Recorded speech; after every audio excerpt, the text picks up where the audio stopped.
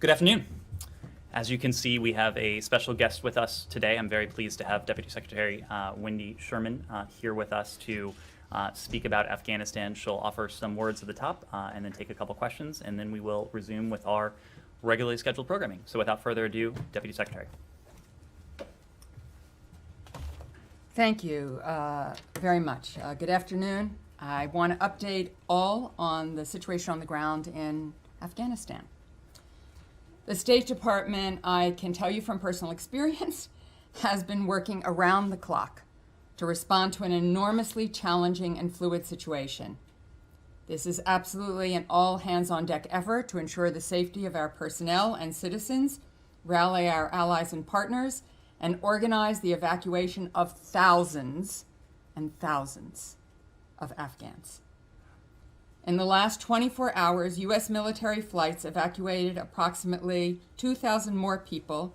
Over the last several days, we have processed more than 4,840 people for evacuation. We have communicated directly with all U.S. citizens who enrolled with Embassy Kabul with specific instructions about when and where to go for evacuation flights. Shortly, we will invite more than 800 Afghan special immigrant visa holders to board flights to the United States. We are beginning to expand our notifications and are expanding them to transmit information about evacuation options to each group. We will also continue to accelerate our efforts, including by working with our allies and partners, NGOs to identify and assist Afghans eligible for P1 or P2 refugee status and other Afghans at risk. We are continuing to surge resources here in Washington and at our missions around the world, including in Kabul, where our outstanding charge d'affaires and other staff remain on the ground, working tirelessly and with very little sleep, if any, to help American citizens, third country nationals, and Afghans who fear for their lives and wish to leave the country. Our former ambassador to Afghanistan, John Bass, will be on the ground in Kabul very shortly to support these efforts. He's already in the region. Major General Chris Donahue, the commander of the 82nd Airborne Division, is also on his way, if not already in Kabul, to help facilitate the evacuation. Additional consular officers arrived in Kabul today, and we will nearly double the number of consular officers on the ground by Friday. Our diplomatic and military personnel are working in lockstep toward the same goal: to get as many people who want to leave Afghanistan and who are vulnerable to Taliban reprisals because they help the United States and our allies and partners, or who are otherwise at risk because of who they are, or what they do, or what they believe, out of the country as quickly and as safely as possible. The events and images of the last week have been wrenching for all of us. I'm sure for you as well. Thousands of State Department personnel have served in Afghanistan over the last 2 decades, many more than once. An entire generation of diplomats were called to join the Foreign Service after the September 11th attacks. And even those of us who haven't served in Afghanistan ourselves know many who have. The men and women of the State Department have built deep, enduring relationships with Afghan citizens who want the same things that people everywhere want: education and economic opportunity for themselves and for their children, a free press that can speak truth to power, freedom to live without fear of violence or oppression, equality for women and girls, a good life. We will stand with those who have stood with us. From the State Department and across the federal government, we are simultaneously pursuing multiple lines of effort to respond to the situation on the ground in Afghanistan. We are in contact with our locally employed embassy staff and are offering the opportunity to evacuate with their families if they choose to do so. We are continuing to process visas for Afghans eligible for SIV status and their families. For those who are early in the process, we are working with our allies and partners to move them to third countries while their paperwork is completed. We are also urgently accelerating our efforts to assist eligible Afghans under the Priority 1 and Priority 2, P1 and P2 referrals to U.S. Refugee Admissions Program and humanitarian parole. And we are working on our own with our allies and partners and with NGOs to identify and assist other Afghans at risk, including women and girls, human rights defenders, journalists, and other civil society actors. We have seen reports that the Taliban, contrary to their public statements and their commitments to our government, are blocking Afghans who wish to leave the country from reaching the airport. Our team in Doha and our military partners on the ground in Kabul are engaging directly with the Taliban to make clear that we expect them to allow all American citizens, all third country nationals, and all Afghans who wish to leave to do so safely and without harassment. A majority of the world's nations this morning, as of this morning, 109 governments and counting, have come together to underscore the same message. The State Department is tirelessly pursuing diplomatic efforts with our allies and partners in every region of the world to mobilize resources to save Afghan lives. As you know, Secretary Blinken has spoken to more than a dozen of his counterparts in recent days, some of them multiple times. I've been doing the same. This morning, Under Secretary of State Nuland and I convened the deputy foreign ministers and political directors from more than a dozen allies. I think we had 20 on the phone, and partners to encourage everyone to take additional steps to help the Afghan people. Our ambassadors are working day and night in capitals around the world. Our undersecretaries, assistant secretaries, senior bureau officials, desk officers are doing the same. Our support staff are doing the same. As I said, this is an all-hands-on-deck effort, and we aren't going to let up. On the political front, we saw a very strong statement on Monday from the UN Security Council, including China and Russia. They reiterated the need for an inclusive, just, durable, and realistic political settlement that protects human rights, including for women, children, and minorities. President Biden and Prime Minister Boris Johnson agreed yesterday to hold a virtual G7 leaders meeting on Afghanistan next week. And earlier today, NATO Secretary General Jens Stoltenberg announced he is convening a virtual meeting of NATO foreign ministers on Friday to discuss our common approach. The United States and the international community have also been extremely clear. We remain committed to combating terrorism in Afghanistan and will not tolerate a government that allows Afghanistan to once again become a safe haven for terrorists. As President Biden said, the United States will maintain a laser focus on our counterterrorism mission in Afghanistan and in other parts of the world, and we will hold the Taliban accountable to the commitments they made in the 2020 agreement and those they have made since, that they will not allow terrorist groups that threaten the United States or its allies to operate on Afghan soil. Before I take your questions, I want to speak to a situation that's very personal to me, facing Afghan women and children. Yesterday, the Taliban held a press conference where they claimed they intend to allow women to work and study, but only within what they called their, quote, frameworks. The United States and the international community will be vigilant in monitoring how any future government in Afghanistan ensures the rights and freedoms that women and girls in that country have come to expect. The United States joined 20 other nations this morning in jointly affirming that commitment. As I said, this is personal for me, as it is for many people here at the State Department and across the federal government. In 1997, I joined then Secretary of State Albright when she visited Afghan women and girls in a refugee camp in Peshawar, Pakistan. Secretary Albright told them, quote, "It is impossible to modernize a nation if half or more of the population is left behind," unquote. That was one of the most searing meetings I have had as a diplomat.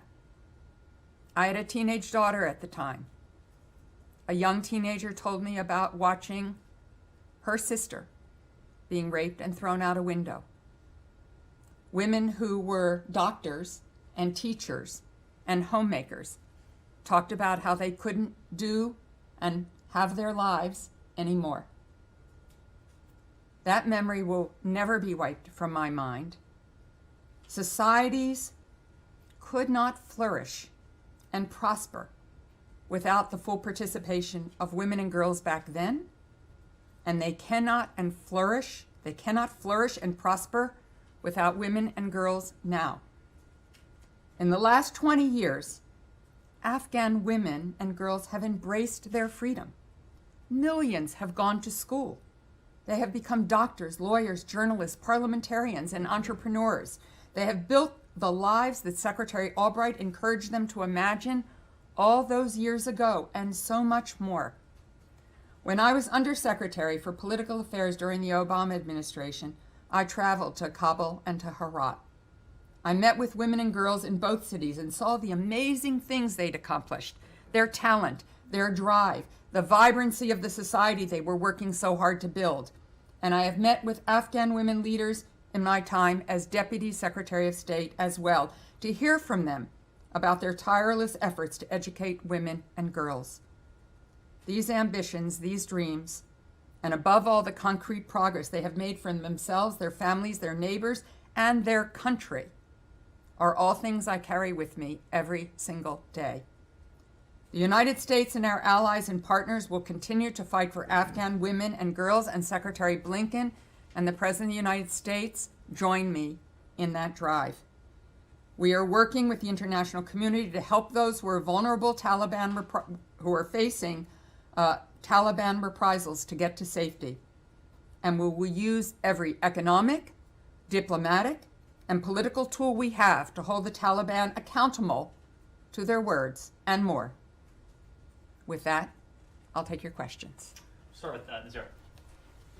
Please. First of all, thank you very much. I tried to be good person today. I shouldn't cry. The other day I was crying at the Pentagon for sadness. Now, thank you very much for your good message for Afghan women. I'm one of them. You mentioned good things about Afghanistan. I was the journalist, escaped from the Taliban. Many Afghan, as you said. Thank you so much. Behalf of Afghan suffered women, thank you for the United States. Thank you for you. Thank you for you, Mr. Price, to invite me today. Appreciate. Many Afghan go to the airport to leave the Afghanistan. Still Taliban try to beat them. But as long as they expect from me, their expectation is very high that Nazir Karimi is somebody. They think that I can do anything, but I'm ordinary journalist. Just I am voice for the less voiceless Afghan suffered women. And thank you so much for your opportunity.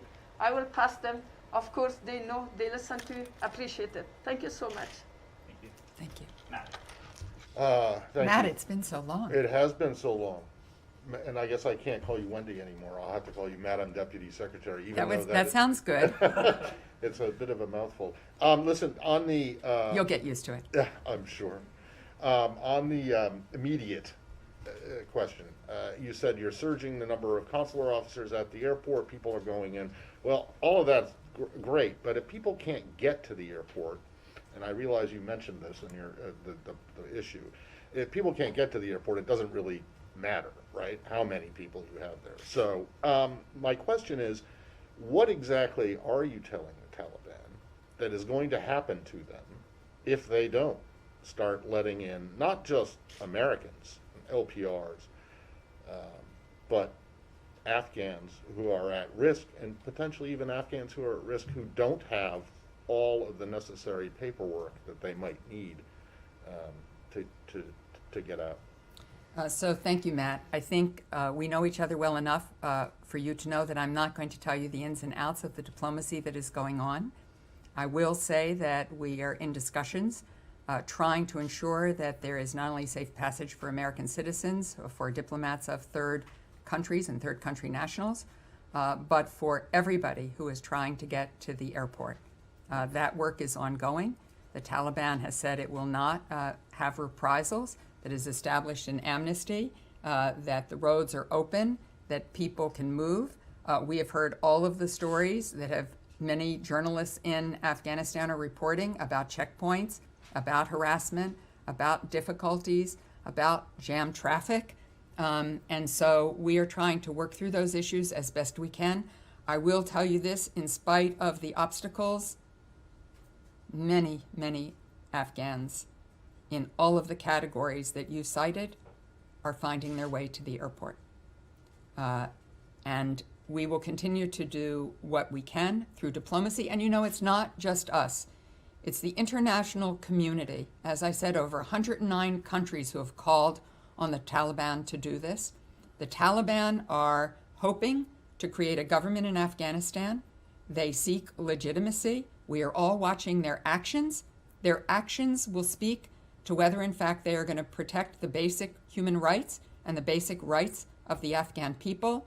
And their actions in these days will tell us whether there's reality to what their words say or whether there is not. Sean. Thank you. Could I ask you, you've spent a lot of time with the Chinese, of course, in the past few months. Lately, yes. Could I ask you whether you think the United States and China, along with other powers, are on the same page in Afghanistan? What are the messages you're receiving from Beijing and from Moscow and other capitals, and also from Islamabad? Is there some push that you have to not recognize, for no country to recognize the Taliban right now? Each country, of course, makes its own decisions about its national security and its foreign policy. That said, I think that the UN Security Council resolution that was passed by consensus, everybody on board earlier this week, speaks to the fact that we are all in the same place, which is calling on the Taliban to ensure justice and equal rights and inclusion, for there to be no violence, for people to be able to leave when they can. So I think right now there is very strong unanimity. As I think has been reported out, Secretary Blinken has spoken to many, many ministers, presidents and prime ministers. And this week he has spoken to both Foreign Minister Lavrov and Foreign Minister Wang Yi to continue our conversations to try to all head in the same direction. Laura. Hi, Deputy Secretary. Hi, Laura. Good to see you. What is the fate of the U.S. Embassy facility at the airport post August 31st? And also, I'm sure you've seen that Ashraf Ghani is in the UAE.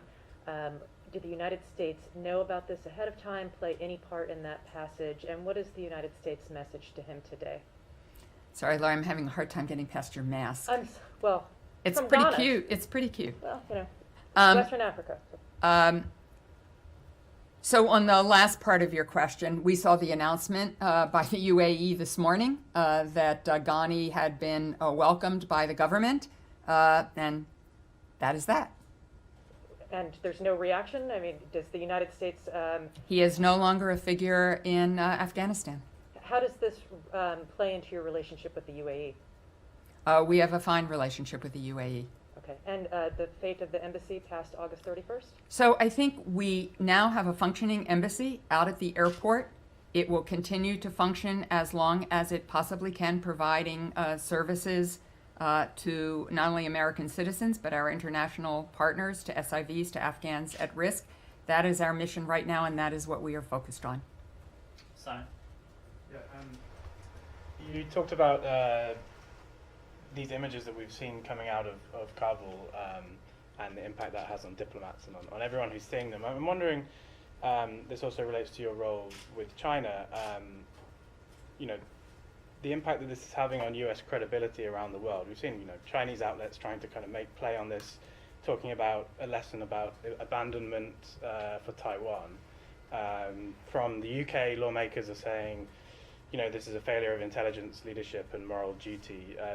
The kind of similar criticisms to what we saw in the previous administration regarding the Syrian Kurds. So it's just a repeating pattern of, abandonment by the US, leaving allies, vulnerable people, and women at the mercy of notorious human rights abusers, as is happening now. So, what can you say to your allies, potential future allies, and existing allies about whether the US is a reliable partner in the world after what we're seeing in Afghanistan? I think we have said to each other, as we did on the conference call this morning that I hosted, I think we have said it to each other at the NAC meeting that was held in Brussels, I think just yesterday, and will be said again at the NAC ministerial on Friday. I think it is what we have said to each other in the over 109 countries who have signed on to the statement we put out, I guess earlier this week. I can't even remember the days anymore since I don't go home anymore. That we all share a focus right now on making sure that our countrymen and women, that Afghans at risk in all categories, are able to leave the country, should they so choose. That is our mission. We are not focused on the after action report, which we will all be doing. We will do one here at the State Department. Our government will do one. We will assess what happened, what didn't happen.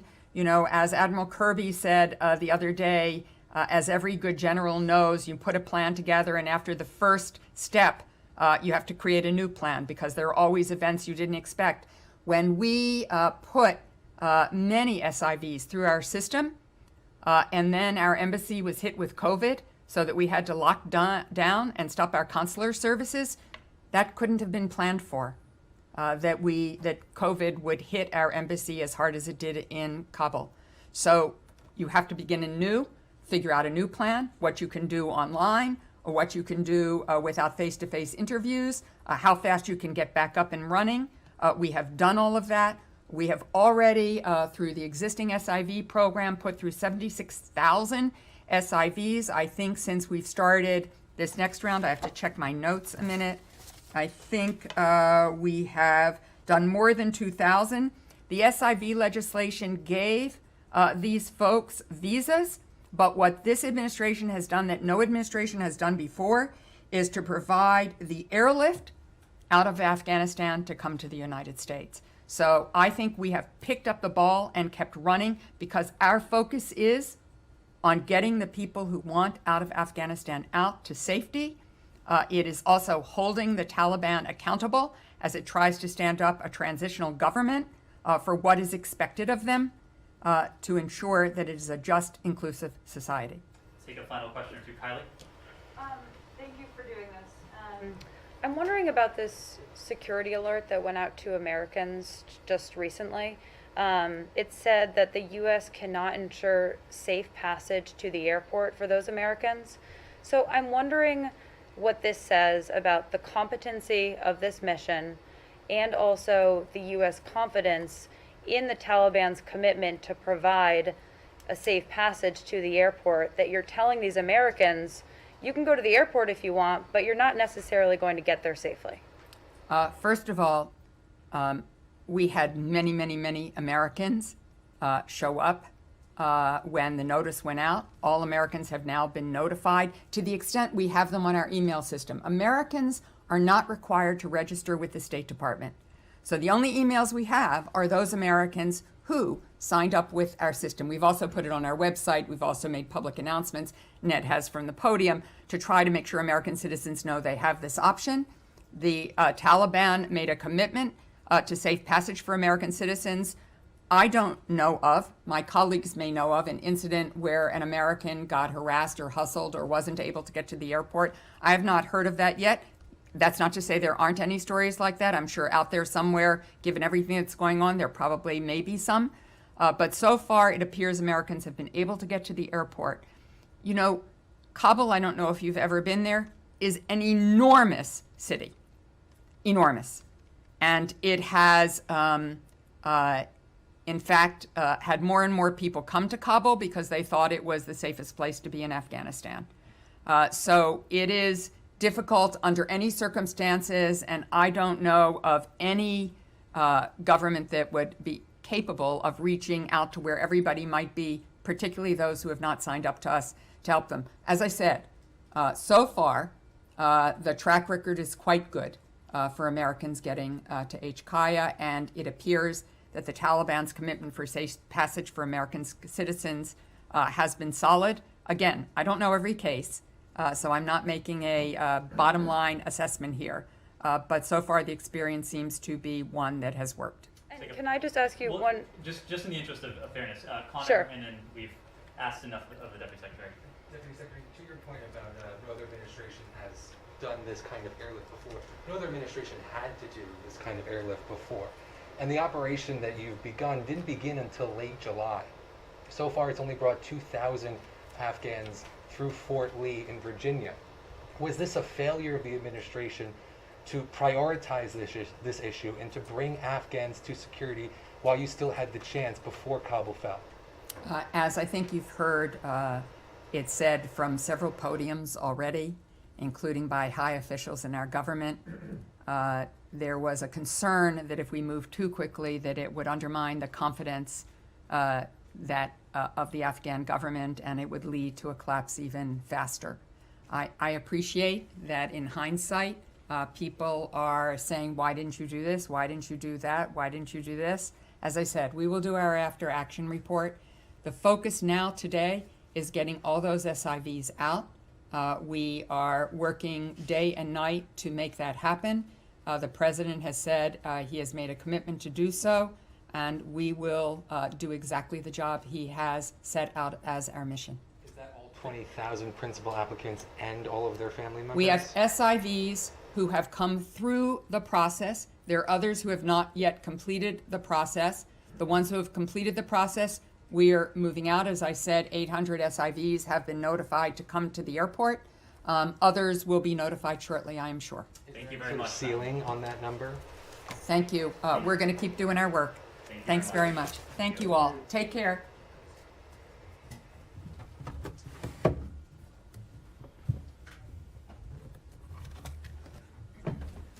Didn't know it was a door. Thank you. Okay. Under the assumption that you may have a question or two remaining, I'm happy to entertain those. Sure. Oh, go ahead. Nick, please. Just to follow up on a couple of things that Sure. the Deputy Secretary said.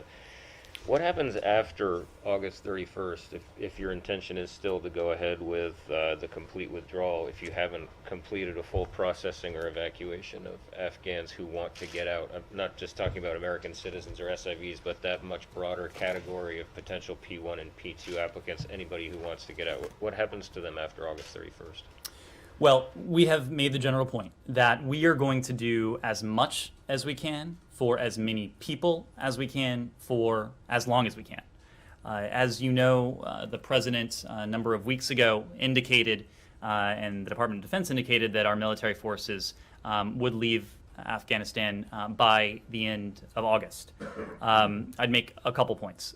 Number one, even when we no longer have a military presence in Afghanistan, our humanitarian support for the people of Afghanistan will endure. It will persist. And we've talked about how we have capable partners on the ground, many of which remain present in Afghanistan despite the uncertain security situation, who are able to operationalize that humanitarian assistance. It was just on Monday night, in fact, when President Biden authorized another $500 million in emergency funding. And that would include for internally displaced people in Afghanistan, Afghan refugees in the region, but it also could potentially include funding, for example, SIVs, Afghan SIVs who have relocated to the United States. So it is a funding source that is quite flexible and that we expect to put to good use. Now, back to your question, you asked about August 31st. The fact of the matter is we are going to do as much as we can for as long as we can. If the window is 2 weeks, we will make the most of that window. If the window is slightly longer, we will make the most of that window. We are, in the first instance, always going to prioritize the safety and security of our diplomats on the ground, of the service members who are providing force protection, who are facilitating many of these operations. But we know that with every passing day, we will be in a position to bring to safety, whether through repatriation or transfer to a third country, potentially thousands of additional Afghans. So we know that time is of the essence. We will do everything we can, not in the first instance, to make the most of the time we have, but to potentially even explore if there is more time that we may have. And we will do that in any number of ways. You've heard the Deputy Secretary, you've heard me talk about the channels of communication we have, excuse me, with the Taliban. That at first was primarily conducted through Doha. That channel continues to exist. Now we have an additional channel. The U.S. military has a channel with the Taliban as well that Admiral Kirby has talked about with Admiral Baisley. These channels have been constructive. We have used these channels to good effect. It is our intent to continue to use these channels to pursue what is in our interest, of course, but also what is in the interest of the Afghan people.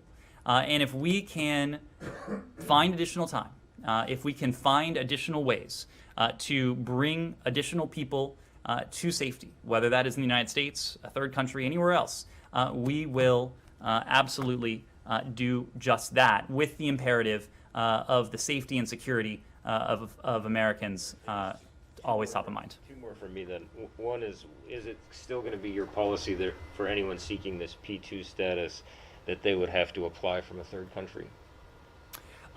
So, as you know, there are several different categories of individuals that we are looking at and seeking to either repatriate or bring to safety in a third country.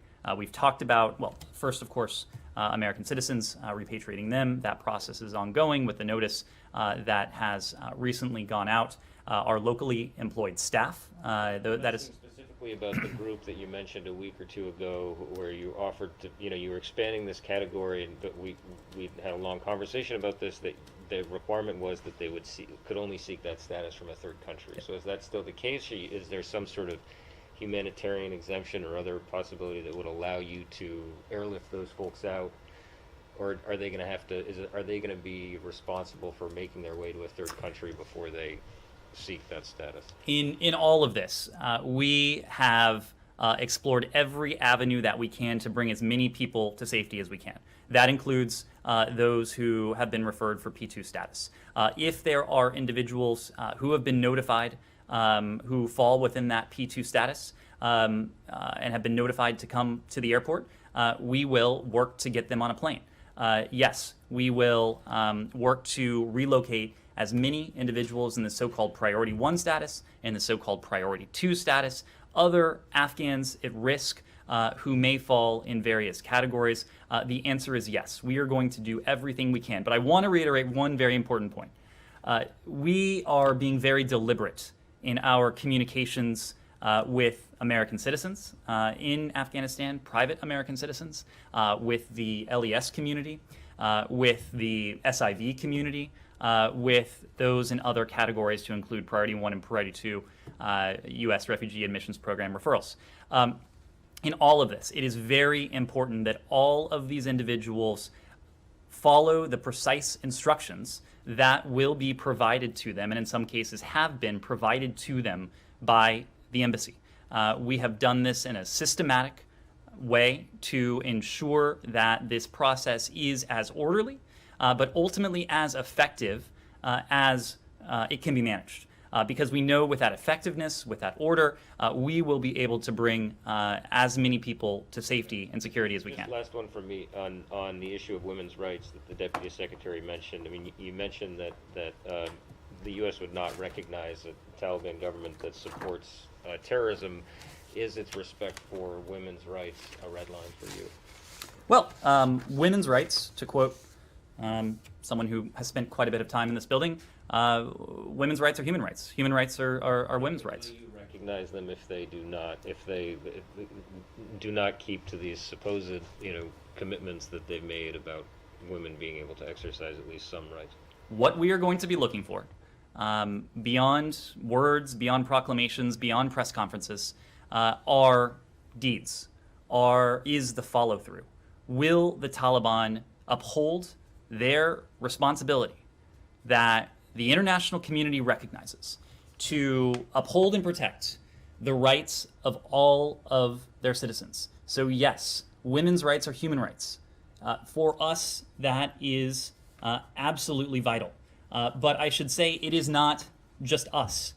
This is the broad international community speaking with one voice. We've talked, and you probably don't want to hear me talk anymore, about the UN Security Council press statement that was issued just recently by members of the Security Council, including our closest allies, but also countries with whom we share very little else, including Russia and China. But let me just spend a moment on some other data points.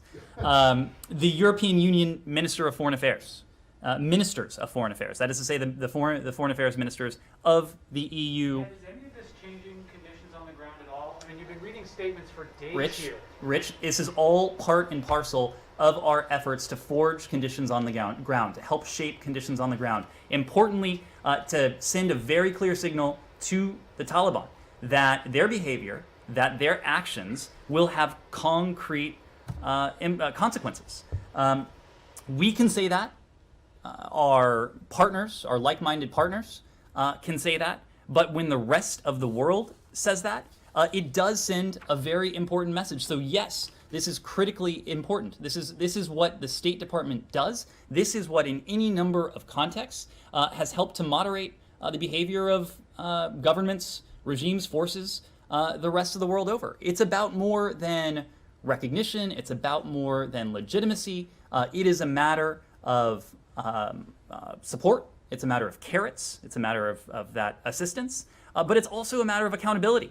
And it is making clear to a group like the Taliban that they will be held accountable in meaningful and profound ways should they not do so. So let me, I won't belabor the point, but the European Union, all of their ministers of foreign affairs, put out a statement saying they call on all parties in Afghanistan to respect all commitments made and to pursue further an inclusive political solution. The Canadians have been outspoken on this. Prime Minister Trudeau, I'm sure many of you have seen what he said. The NATO Secretary General has said that there are efforts to establish some kind of inclusive government. Many national actors have called for that. And of course, if that happens, it will be easier to have some kind of relationship. Heiko Maas, the German foreign minister, we will not give another cent to the Taliban if the Taliban introduces Sharia law. How can the United States or the international community, aside from dangling the aid issue out there, which I know we've talked about the Taliban once, they may end up not really caring at the end of the day. And so how can all of these aspirations be enforced? They may not care about these ephemeral concepts like legitimacy and recognition. If they haven't in the past. Their past behavior suggests that, correct. So there's not a whole lot of confidence that they won't change their... But what this does, this has... The question was not about the airport, Rich. I'm happy to talk about the airport. Yeah. Yes, let's talk Can we talk about of Brussels, we're hearing that flights are leaving. don't mean I am anything answering the question that was asked of me. If you would like to go to another topic, we certainly can. In Afghanistan, we're hearing that flights are leaving that are not completely full, are half full. Is this a problem with people getting to the airport? Is this a consular issue? What's the holdup on that front? So, Rich, our goal is to have every single seat filled on every single aircraft that takes off from the airport. Of course, we are most responsible for the U.S. military flights that are taking off, but there have also been commercial charters as well that have been part of these repatriation and relocation efforts. So as you have heard, it was a couple days ago now that we issued notifications to the first tranche of American citizens that had indicated a desire to be repatriated.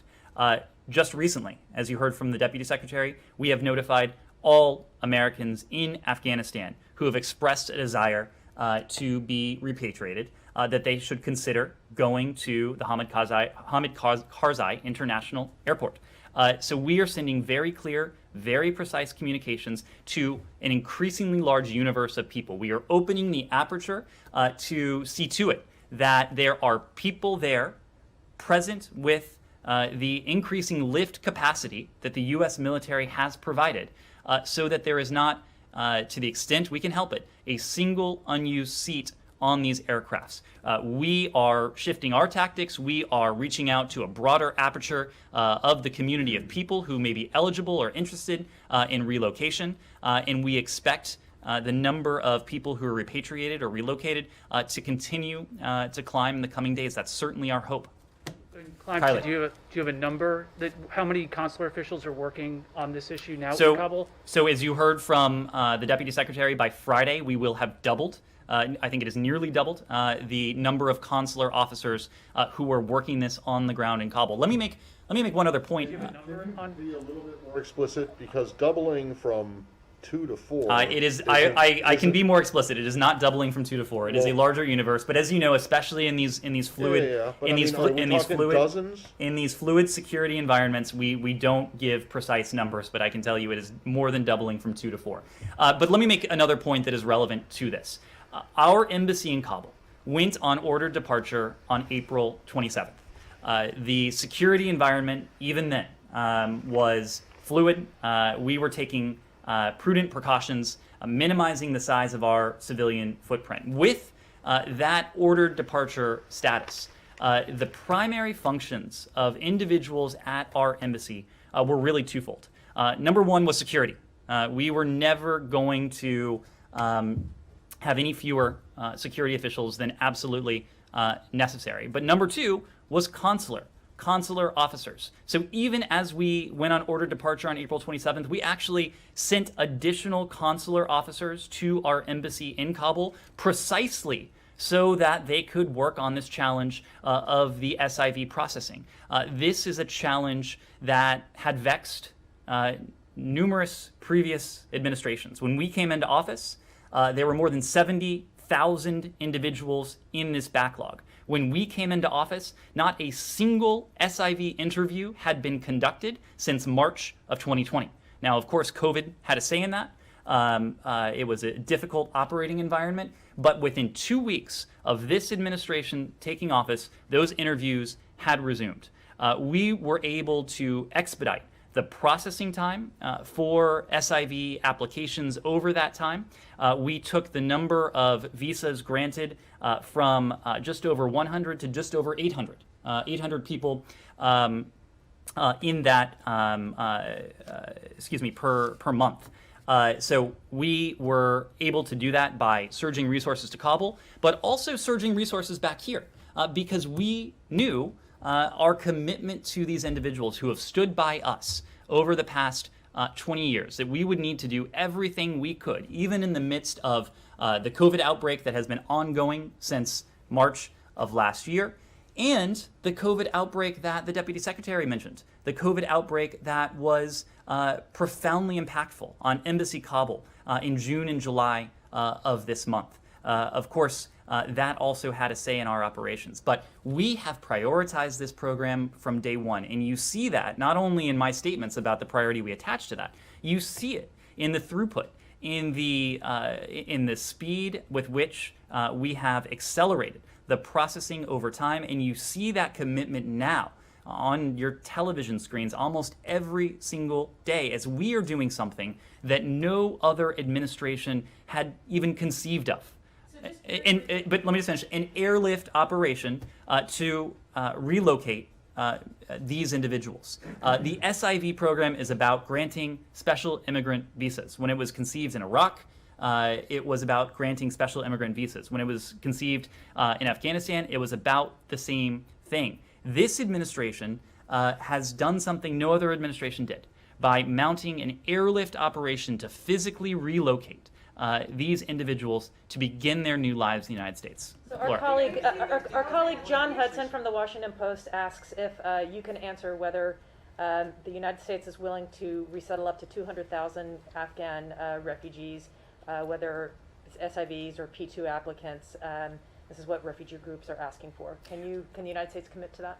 What we can commit to is to doing as much as we can for as many people as we can Could for that as go up to 200,000? for as long as we can. I don't want to put a number on it because we are going to keep running 1,000 miles an hour for as long as we can. That's what we've been doing. That's what we'll continue to do for as long as we can. Barbara. Yes, just wanted to follow up on what Simon was saying before, because of course this is being debated in the British Parliament today, and I appreciate that Joe Biden spoke with Mr. Johnson yesterday. I appreciate you're all united about how you feel about the Taliban and getting people out, but British lawmakers were unhappy with his timeline to begin with, and now they're obviously very unhappy with the chaotic exit. And they've been criticizing what they say is a policy failure that is not only an embarrassment for the United States, but it embarrasses and weakens the West as well as the U.S., and they can't rely on the U.S. like they used to. And how do you respond to that broader point? Obviously, you're working together now, but there's a bigger picture here.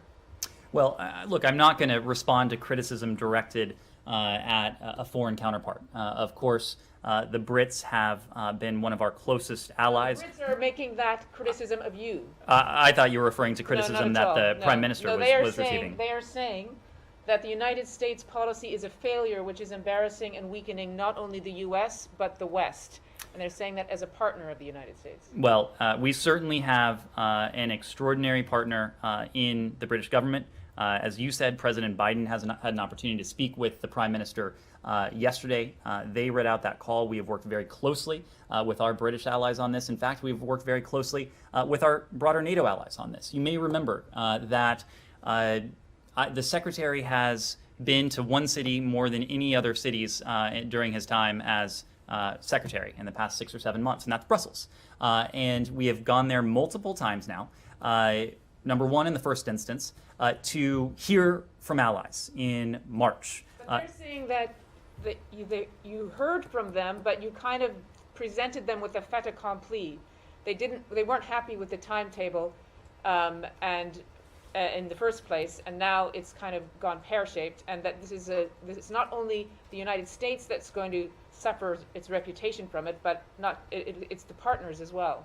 Look, I am going to let the British government speak to their decisions when it comes to their presence on the ground. What I can say is that our coordination with the British government, with all of our NATO allies, has been consistent, it has been clear, and there has been a consensus on this. When we went to Brussels in late March, it was an opportunity to sit down with, to hear from, together with Secretary Austin, our NATO allies, to hear what the alliance was thinking. When we went there in April, it was to express the mantra that we always knew would be true. In together, adjust together, and out together. The NAC put out a unanimous statement that affirmed that principle. So we have seen and heard the NATO alliance speak with one voice on this. I know in the game of politics, whether that's here or in London, there are always going to be critics and naysayers. You have heard this president speak in clear and decisive terms about the commitment that the United States fulfilled to Afghanistan, about the mission that we went there to pursue, about the conditions that we inherited, and about his profound obligation to the safety and the security of the American people. We've been clear about that. Other governments have been clear about that, so I will let their words speak for them. Yes? I want to follow up on this question. Are you concerned that your potential adversaries like Russia and China would use this withdrawal, these pictures, to encourage them to be more belligerent in their foreign policy? And what's your message to Taiwan, Ukraine, Iraq? Our message to all of our partners around the world is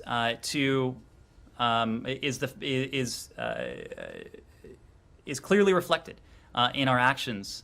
In this country's actions, both over the past 2 decades and now. No country has done more.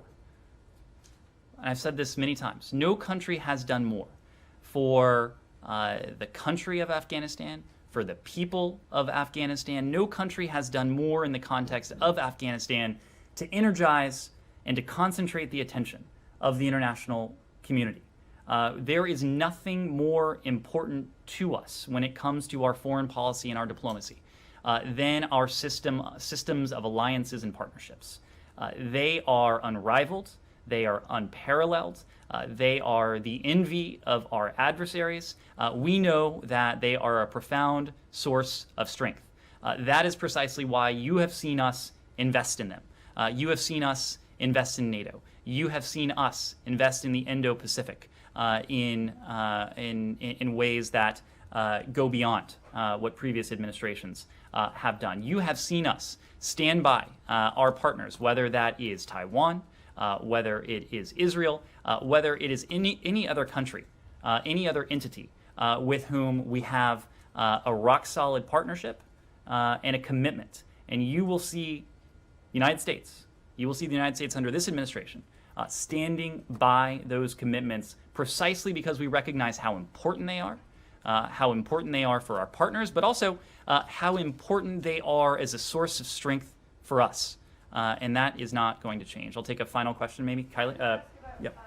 Logistics. So we have reports on the ground that the Taliban are turning away people at their own kind of impromptu checkpoints, if you will. So what guidance is the U.S. giving to the Taliban about who they should be letting through to the airport? And then in terms of folks getting to the airport, if there's an Afghan who shows up and hasn't been alerted that they should show up at the airport, but they're at some stage in the SIV or P2 process, are they going to be allowed to get on these flights, or do they have to have received that notification from state to get on an evacuation flight? So our message about safe passage is more than just our message. It is a message that the Taliban and the international community have now heard in the exact same verbiage from more than 100 countries. I think right now it's 112 countries. And the wording in there speaks to safe passage for civilians. I'm not talking about the message. I'm talking about what you're telling the Taliban about who should get through and what who we are shouldn't. telling them is that civilians should be afforded safe passage. Any civilian. Civilians. So they should let anyone go through to the airport. Civilians should be afforded safe passage. No one's movements, whether it's in Kabul or anywhere else, should be restricted. Safe passage is important for all civilians in Afghanistan. It is. Talking about to the airport, not talking about going down to the corner market to get some. I understand that. milk. What we have been doing is, and this is the joint statement. The joint statement makes clear that those in a position of power and authority across Afghanistan who bear responsibility and accountability for the protection of human life and property and for the immediate restoration of security and civil order. Those in positions of power bear responsibility for the protection of human life and property. So you want the Taliban to leave the streets anywhere close to the airport, because if they're preventing people from getting to the airport, they should just leave. Safe passage should not be impeded. We have, for our part, we have been sending very specific and direct messages to those we will be in a position to relocate. Private American citizens, SIVs, and other vulnerable Afghans. But our message again to all of those who may be in a position to be relocated by the United States is that they should not come to the airport unless and until they receive a specific message from the embassy that they should consider doing so. Just the Deputy Secretary said Go ahead. that the United States would use every diplomatic, economic, and political tool to ensure that safe passage. She did not mention any military tool, which I believe is a condition of making sure that Americans can get to the airport. So is there any kind of assurances that Afghans can have that the United States will ensure their safe passage to the airport via military action? We have made very clear to the Taliban, first in Doha, more recently on the ground in Afghanistan, that any effort to target, to intimidate, to inflict violence on our people, or to impede our operations.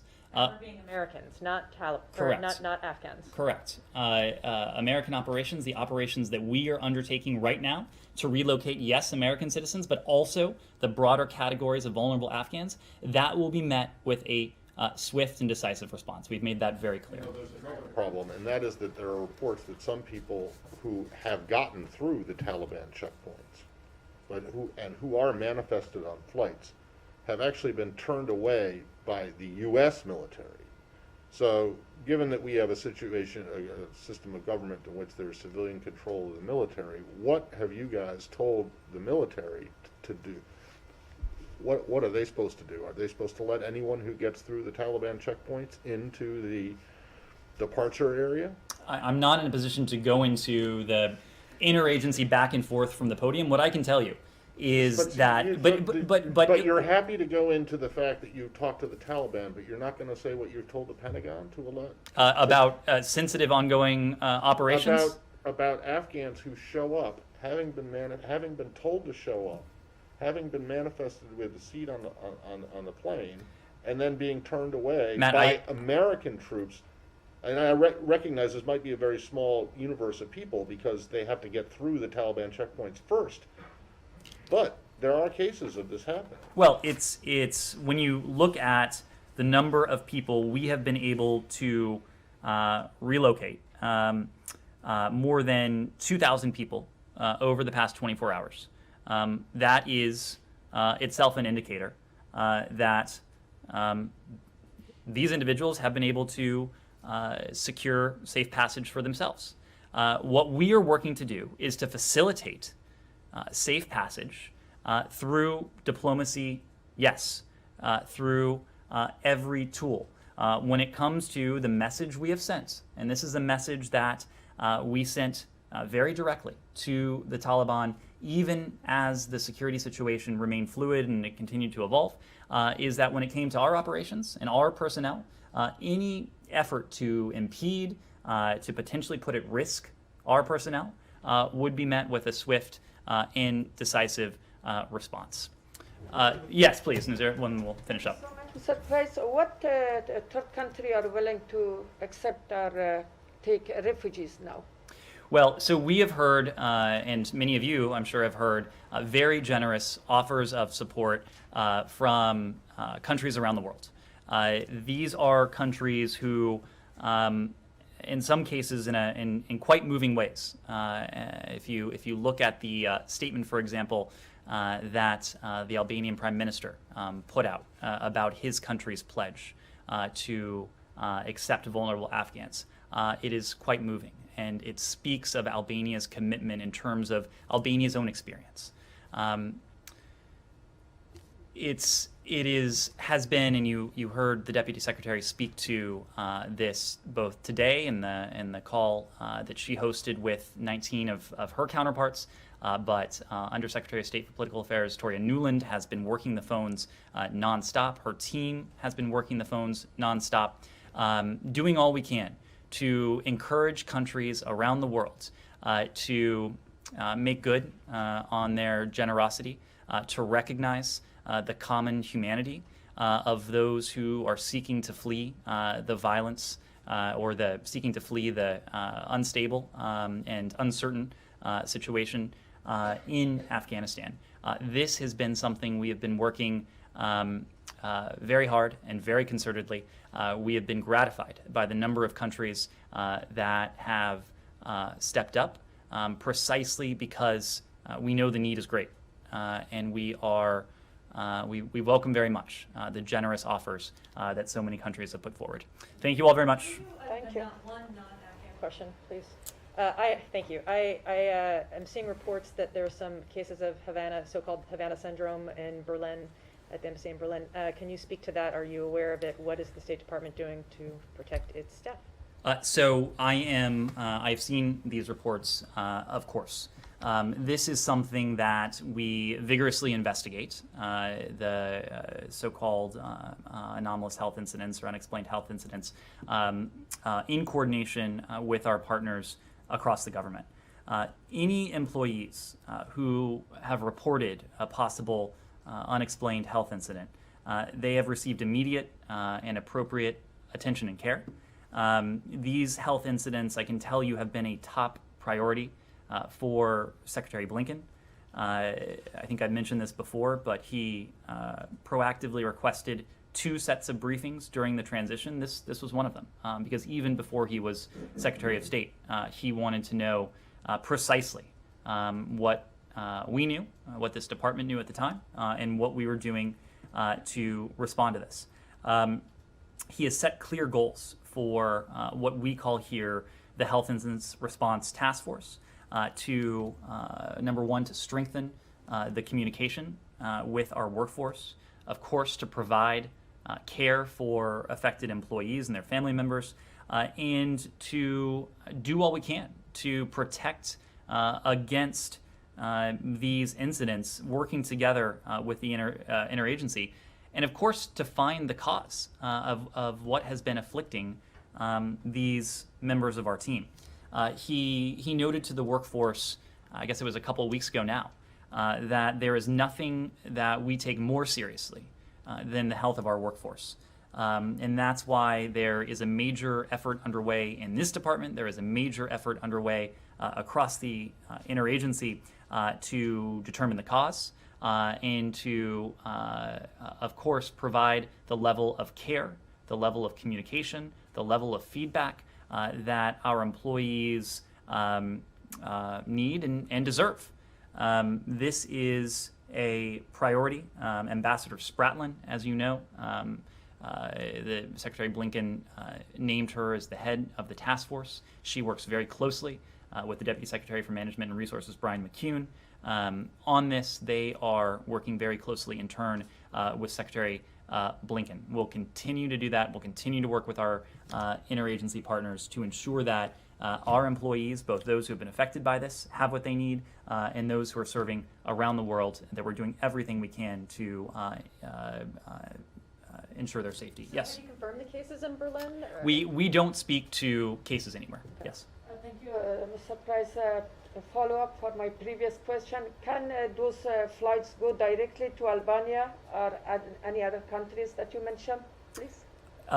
So right now there is an effort to establish transit countries, and as you know, the Secretary has been in contact with some of his counterparts to thank them for offering their country as temporary transit countries. But when it comes to the precise lift operations and what that may look like in the days ahead, that's not something I'm prepared to speak to now. But thank you. Thank you.